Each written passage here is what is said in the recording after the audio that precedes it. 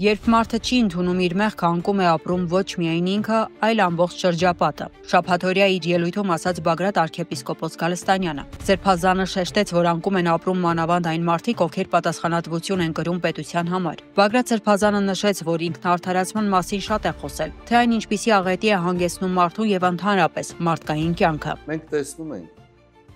ես նույնիսկ ավելորդ եմ համարում դրա մասին անընդհատ խոսելը, սակայն դա է, պատկերը այդպես է։ Մենք տեսնում ենք այսօրվա մեր երկրի ճակերտավոր ղեկավարը, գլխավոր ստախոսը, իր ստախոս փոքրիկ խմբակով բոլոր անկումների, բոլոր կորուստների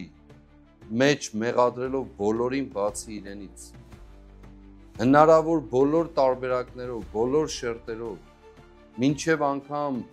մեծ ու փոքր պետությունների շրջապատի յուրաքանչյուրին բոլորին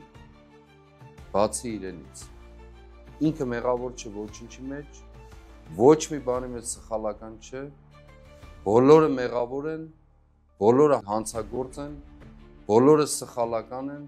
բացի ինքը։ Սրբազան պայքարի առաջնորդը մեղքի մասին խոսելով ասաց, որ Աստված է արդարացնողը, ոչ թե մարդն ինքն իրեն, որ մեղքը չընդունելու պատճառով որպես երկիր, պետություն, հասարակություն, առանձին անձինք հայտնվել ենք տառապանքի այս հովտի մեջ, որից ազատագրվելու եղանակներն ու միջոցներն ենք անընդհատ փնտրում, բայց չենք կարող ազատագրվել, եթե չընդունենք մեր մեղքի, մեր սխալի բաժինը։ Սրբազանը շեշտեց, որ մեծ ու փոքր սխալների ինքնարդարացումը մեծագույն մեղքն է։ Ինքնարդարացման պատճառով է տեղի ունեցել եւ տեղի ունենում մարդկային կյանքի անկումը։